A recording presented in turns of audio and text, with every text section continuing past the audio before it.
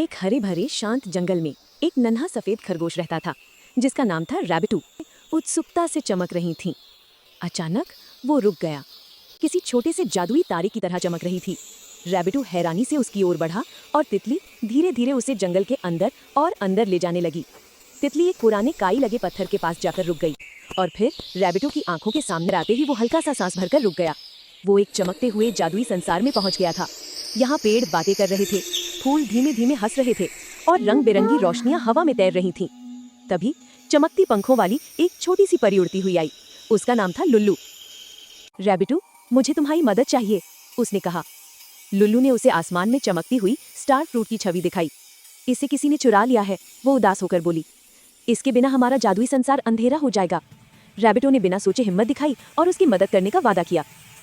दोनों एक चमचमाती झील को पार करते हुए बढ़े, जहां पानी में उनकी परछाइयां तारों की तरह चमक रही थीं। फिर वे एक खूबसूरत इंद्रधनुषी पुल पर दौड़ते हुए बादलों के ऊपर पहुंचे। जादू हर तरफ फैल रहा था। आगे एक रहस्यमयी गुफा आई, जहां हवा में चमकते पत्थर तैर रहे थे और दीवारें रोशनी से चमक रही थीं। गुफा के सबसे अंदर एक बड़ा पर बहुत उदास दानव बैठा था।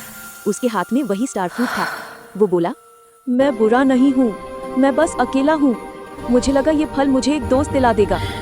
रैबिटू उसके पास गया और बहुत प्यार से बोला, तुम अकेले नहीं हो, मैं तुम्हारा दोस्त बनूंगा। दानव की आंखों में उम्मीद की चमक आ गई और उसने खुशी से स्टार फ्रूट लौटा दिया। लुल्लू ने उसे वापस जादुई पेड़ पर रख दिया और पूरे संसार में अचानक सोने की रोशनी फैल गई।